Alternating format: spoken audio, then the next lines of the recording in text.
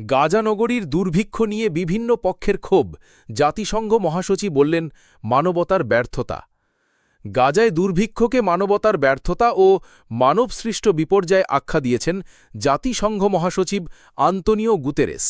জাতিসংঘ সমর্থিত আইপিসি জানিয়েছে, গাজার ৫ লাখের বেশি মানুষ চরম অনাহার, দারিদ্র্য ও মৃত্যুর ঝুঁকিতে রয়েছে। তারা সতর্ক করেছে, অবিলম্বে সহায়তা না এলে দেইর আল বালাহ ও খান ইউনিস সহ আরও এলাকায় দুর্ভিক্ষ ছড়িয়ে পড়বে। ইসরায়েল দাবি করছে, গাজায় দুর্ভিক্ষ নেই, তবে শতাধিক মানবাধিকার সংগঠন প্রত্যক্ষদর্শী, জাতিসংঘের সংস্থা ও যুক্তরাজ্য সহ মিত্র দেশগুলো বলছে, এটি ইসরায়েলের অবরোধের কারণে তৈরি করা পরিকল্পিত অনাহার। গুতেরেস বলেছেন, গাজার জনগণের খাদ্য ও চিকিৎসা সরবরাহ নিশ্চিত করা আন্তর্জাতিক আইনের অধীনে ইসরায়েলের দায়বদ্ধতা, অথচ সহায়তা প্রবেশে পরিকল্পিত বাধা দেওয়ায় পরিস্থিতি ভয়াবহ রূপ নিয়েছে। সত্য প্রকাশ, উন্মোচিত হোক প্রতিটি খবর।